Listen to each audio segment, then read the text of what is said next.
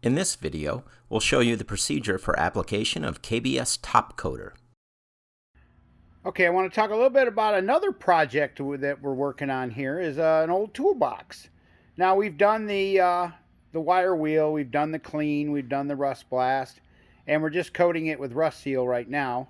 And then we are going to use the KBS Top Coater to finish it off. We've already started the inside, so Jim's going to go ahead now and he's going to finish the outside. Just wanted to kind of show you a little bit about what's going on. And again, when you're brushing out the RustSeal, you want to brush it out one way. Nice, thin, even coat. Wait about 3 hours or so. When it's dry to the touch, we're going to give it a second coat. Okay, we're now here to show you how to spray the KBS Top Coater. All right, we're going to let this gentleman explain to you what he's done. I've already thinned my top coater out at 10%. I've set my regulator to 30 psi. I've opened my airflow at the gun all the way open and my volume of spray all the way open. The only thing I'm going to adjust here is the fan. Now, can I ask a question? What did you thin the top coater with? I thinned it with our KBS #1 thinner. Okay. All right, so we're going to do a test spray, right? Adjust your gun.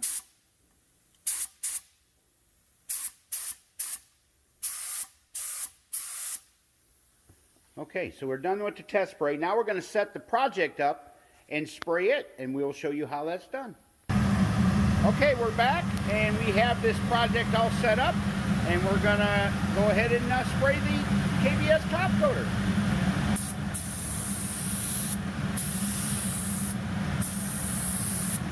Man, does that go on sweet. Wow.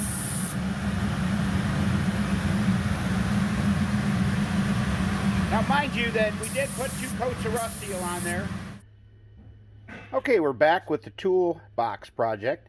Just wanted to kind of give you guys a quick overview as to what the Toolbox looks like now after we've done sprayed the top coater on, put it all back together.